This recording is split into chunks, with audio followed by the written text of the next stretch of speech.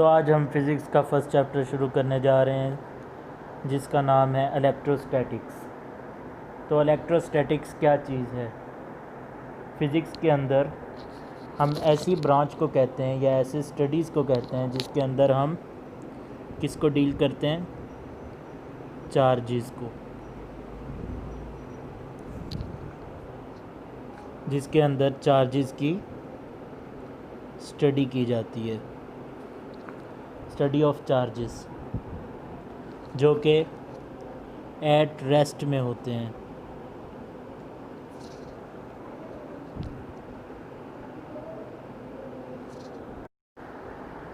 तो इसमें electro means charges और स्टैटिक्स मीन्स एट रेस्ट। तो इन चार्जेस को हमने स्टडी करना है जो कि रेस्ट में होते हैं। इसके अलावा जो चार्जेस मूवमेंट करते हैं, मूवमेंट में होते हैं, वो हमारी ब्रांच क्या कहलाती है? इलेक्ट्रिसिटी। जबकि हमने इलेक्ट्रोस्टैटिक्स के अंदर हमने क्या करना है? चार्जेस को स्टडी करना है एट रेस्ट पर अंडर सम इलेक्ट्रिक फोर्स। जैसा कि आपको पता है कि चार्जेस दो किस्म के होते हैं, एक नेगेटिव और दूसरा पॉजिटिव। ठीक है, तो नेगेटिव पर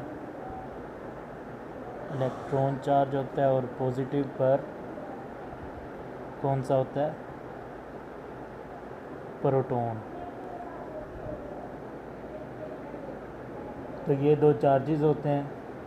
अब हम बात करते हैं इलेक्ट्रिक फ़ोर्स। इलेक्ट्रिक फ़ोर्स क्या होती है? तो इलेक्ट्रिक फ़ोर्स वो फोर्स होती है जो इन चार्जेस को होल्ड करके रखती है। क्या करती है? इसकी डेफिनेशन ये होगी, a force holding charges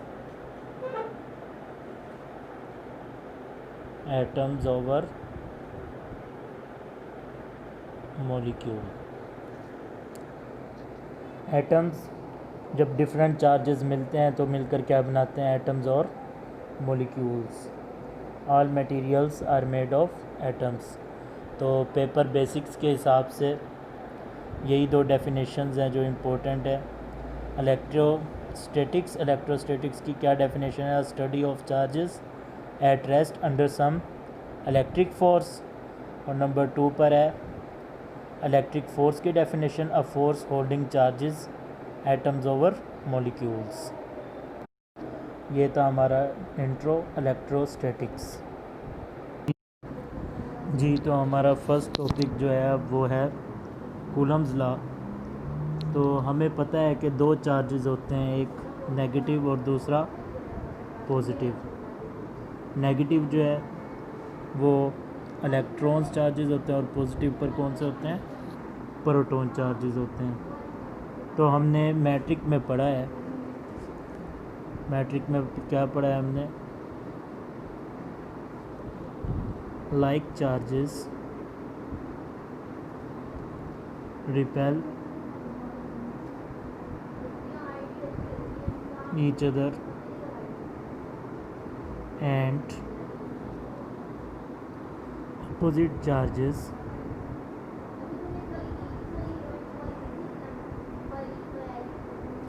opposite charges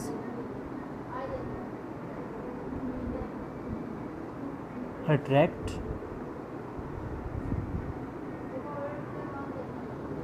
each other।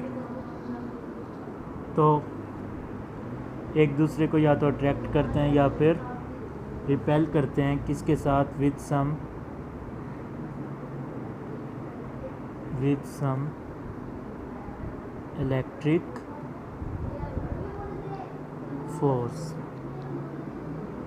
तो ये जो इलेक्ट्रिक फोर्स है इसकी क्वांटिटेटिव एनालिसिस या इसकी क्वांटिटेटिव मेजरमेंट जो ली है और जो फार्मूला ड्राइव किया है वो किसने किया है? चार्ल्स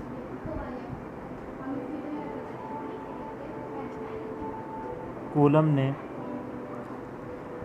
इन 1874। तो चार्ल्स कूलम जो था वो कौन था? वो एक फ्रेंच मिलिट्री में इंजीनियर था। तो उसने जब ऑब्ज़र्व किया, उसने जब एनालॉजी ली, किसकी ली? न्यूटन्स ग्रेविटेशनल फोर्स की। उसने जब एनालॉजी ली, न्यूटन्स ग्रेविटेशनल फोर्स हमारा भला क्या था? F = Gm1m2/r²। तो जब उसने इसका जायज़ा लिया तो उसने कहा कि जैसे कि दो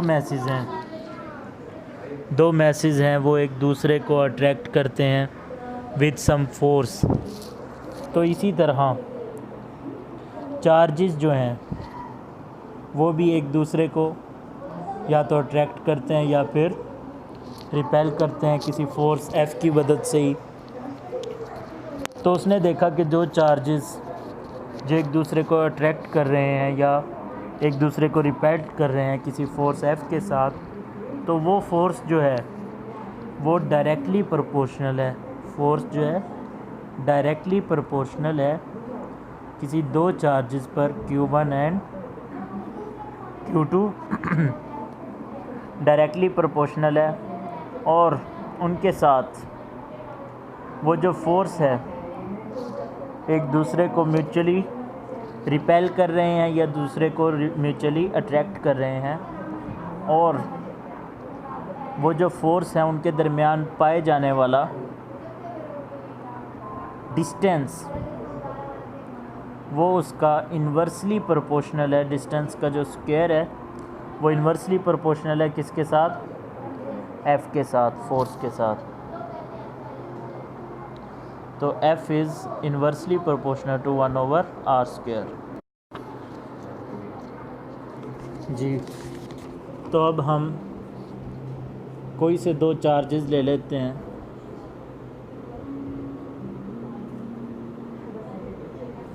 फर्स्ट चार्ज को Q1 का नाम दे देते हैं और सेकंड को Q2 का, और इनके सेंटर से हम डिस्टेंस लेंगे जिसको हम किसका नाम देंगे? R का। अगर ये दोनों सेम चार्जेस हैं, यानी कि अगर दोनों पर चार्जेस सेम है, पॉजिटिव या फिर नेगेटिव चार्जेस हैं, तो ये क्या करेंगे? ये एक दूसरे को रिपेल करेंगे। एक दूसरे को क्या करेंगे? रिपेल करेंगे। और इस पर जो फोर्स लग रही है उसको हम फोर्स ड्यू टू Q1 इसको हम नाम दे देंगे F12, ड्यू टू Q2 इसको हम नाम दे देंगे F21। और अगर इसी तरह हम चार्जेस लें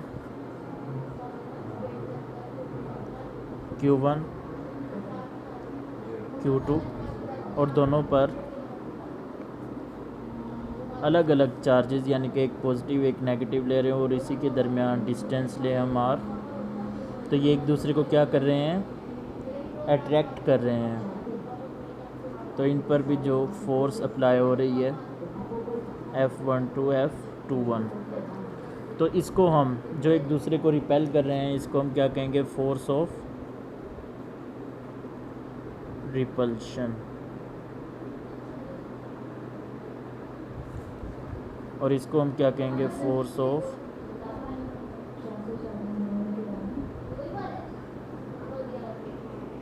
अट्रैक्शन।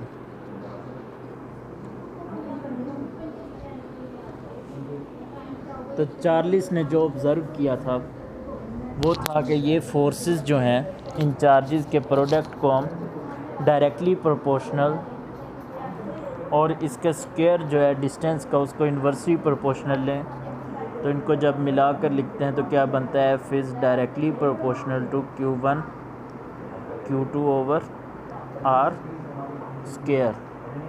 या फिर इसको हम लिख सकते हैं,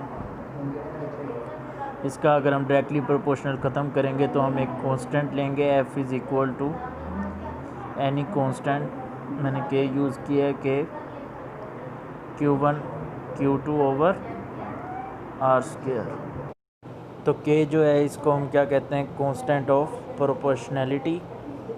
और ये डिपेंड्स करता है, किस पर डिपेंड करता है, के depends upon the medium of charges.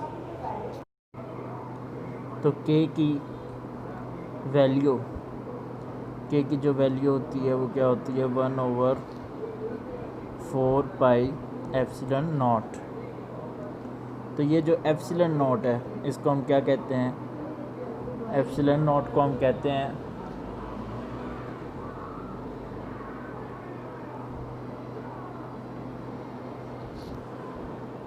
Electric constant, और इसकी वैल्यू होती है 8.85 × 10⁻⁻12 न्यूटन मीटर स्क्वायर पर कूलम स्क्वायर। तो अगर हम ये वैल्यू इधर पुट करते हैं तो के की जो मेन वैल्यू आती है वो क्या आती है, 9 × 10⁻⁹ न्यूटन मीटर स्क्वायर पर कूलम स्क्वायर। तो अब हम के की वैल्यू लगाते हैं इधर, तो F इज़ इक्वल टू क्या हो गया, के की value 1/4 pi epsilon naught Q1 Q2 over R square. तो जैसे कि टू चार्जेस पर फोर्स या तो चार्जेस अट्रैक्ट कर रहे हैं या फिर समहाउ रिपेल कर रहे हैं, या तो चार्जेस पर जो चार्जेस हैं वो या तो पॉजिटिव हैं दोनों, या दोनों नेगेटिव हैं, या दोनों ऑपोजिट डायरेक्शन में, यानी कि या तो पॉजिटिव है या नेगेटिव है। तो इन पर फोर्स ऑफ अट्रैक्शन भी अप्लाई हो रहा है या फिर फोर्स ऑफ रिपल्शन भी। तो इस फोर्स को हम क्या कहेंगे, फ्री स्पेस। 10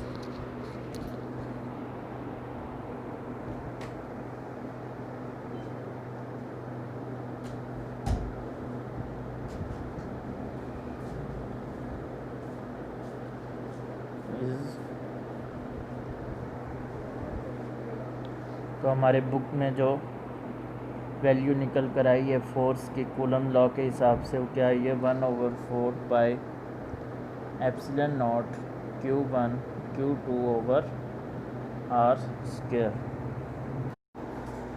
अब जैसा कि हमने देखा था कि चार्ज Q1 पर जो फोर्स लग रही है ड्यू टू Q2, यानी कि F12, तो वो बराबर किसके है, चार्ज Q2 पर जो फोर्स लग रही है due to Q1 is equal to F21। लेकिन इनकी डायरेक्शन चूँकि अलग है, एक दूसरे को रिपेल कर रहे हैं, तो इस पर साइन कौन सा लगेगा, नेगेटिव का। तो F12 is equal to -F21। चूँकि हमने पढ़ा है, आपकी बुक में भी मेंशन है कि फोर्स जो है वो म्यूचुअल फोर्स है। तो फोर्स जो है हमने पढ़ा था फर्स्ट ईयर की बुक के अंदर चैप्टर नंबर 2 में कि फोर्सेस आर वेक्टर। अब ये जो वेक्टर होते हैं इनकी कोई ना कोई डायरेक्शन होती है, और हमने ये भी पढ़ा था कि किसी भी वेक्टर की डायरेक्शन को शो करने के लिए हम एक यूनिट वेक्टर यूज़ करते हैं जो उस रिस्पेक्टिव वेक्टर के डायरेक्शन को रिप्रेजेंट करता है, और इसकी जो वैल्यू होती है वो क्या होती है, 1। यहाँ पर हम इंट्रोडक्शन अब करने जा रहे हैं किसकी, यूनिट वेक्टर की, जो इन म्यूचुअल फोर्स की डायरेक्शन को शो करते हैं। तो अब हम एक चार्ज लेते हैं Q1 और दूसरा चार्ज लेते हैं Q2, ठीक है। तो अब जैसे कि हमने यहाँ किया था Q1 पर Q2 फोर्स लगा रही थी, तो इसे हमने क्या कहा था, F1 टू, यहाँ हम लेट कर लेते हैं Q1 फोर्स लगा रही है Q2 की तरफ, और इसे हमने क्या दिया था, F21। तो इसमें हम डायरेक्शन भी लेंगे R, लेकिन इसके साथ हम यूनिट वेक्टर के तौर पर F21 है तो यहाँ भी R21 लिख देंगे, और इसके ऊपर सिंबल हम लगा लेंगे, हम सिंगल एरो भी लगा सकते हैं और कैप भी लगा सकते हैं। तो अब हम कैप लगा देते हैं। इसी तरह अगर हम चार्ज लें Q2 और Q1 Q2, तो इसमें अब क्या कर रहा है, Q2 फोर्स लगा रहा है ड्यू टू Q1 की तरफ F1, तो इसमें भी जो डायरेक्शन है स्मॉल r और इसके सिंबल्स R12 कैप। तो इसमें क्या हुआ, इसमें यह साबित हुआ कि यूनिट वेक्टर में भी जो इनकी डायरेक्शंस है वो अपोजिट डायरेक्शंस है, एक दूसरे को रिपेल कर रहे हैं ईच अदर। तो अब इससे साबित हुआ R21 is equal to R12, ठीक है। तो अब अगर हम F की वैल्यू, ये F की जो वैल्यू है, तो अब अगर हम लगाते हैं 2 is equal to minus F21 है, तो F12 किसके बराबर होगा, 1/4 pi epsilon naught Q1 Q2 over R square. इसके साथ हमने यूनिट वेक्टर भी लिखना है, F12 है तो R12, ठीक है। इसी तरह F21 is equal to 1/4 pi epsilon naught Q1 Q2 over R square 21। तो ये these two equations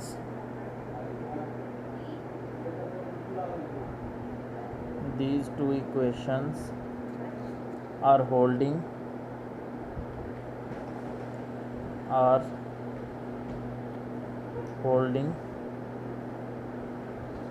when two charges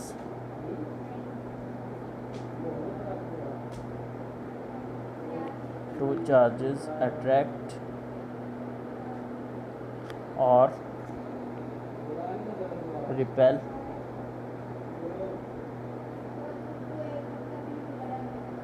each other with some force। जी, तो अब हम बात करने लगे हैं what is the effect of medium.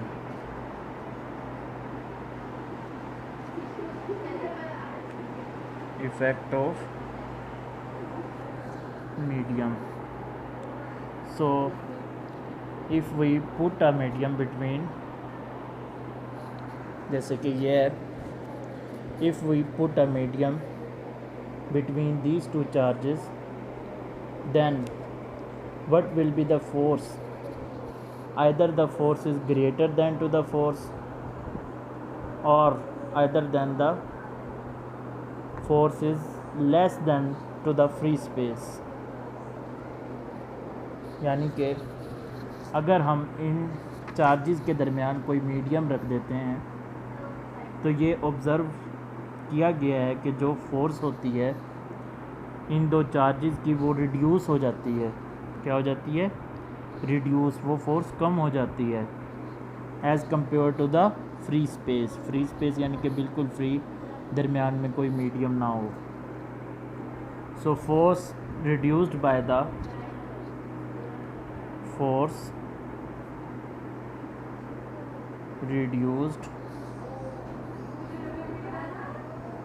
The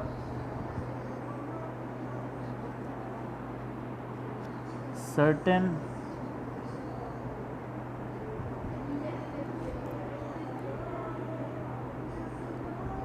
factor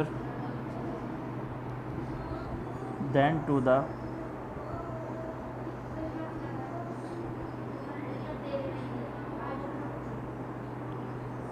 free space।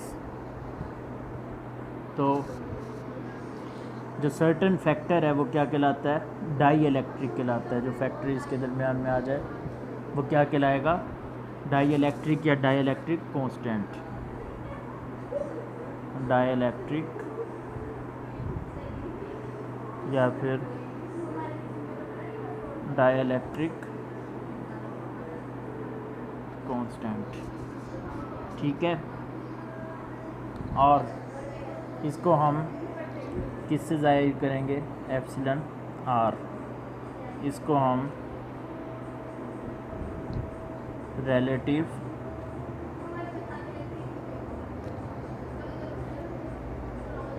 Permittivity भी कहते हैं। तो अब ये हमारा था फार्मूला फ्री स्पेस का। तो अगर हमारे कोई फैक्टर या कोई मीडियम इसके दरमियान में आ जाए तो जो हमारा न्यू फार्मूला होगा वो क्या बनेगा, F is equal to 1/4 pi epsilon naught epsilon R Q1 Q2 over R square, ठीक है। तो ये जो वैल्यू है ये क्या है, दिस इज़ द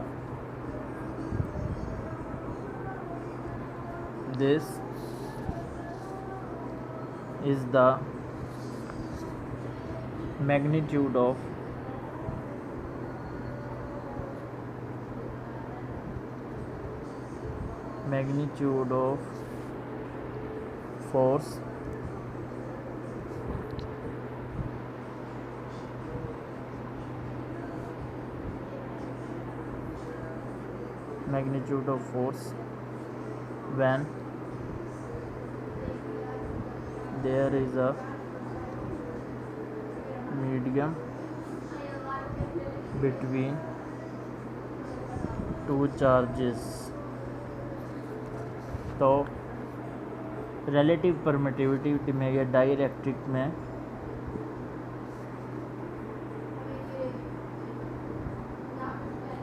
कांस्टेंट में हर मटेरियल की अलग वैल्यू है। हर मीडियम की मिसाल के तौर पर वैक्यूम की जो है रिलेटिव परमिटिविटी वो 1 होती है। एयर इसकी 1.0006 और सबसे ज़्यादा वाटर की होती है 78.5। तो आज का हमारा जो टॉपिक था वो था इलेक्ट्रोस्टैटिक्स कूलम्स लॉ,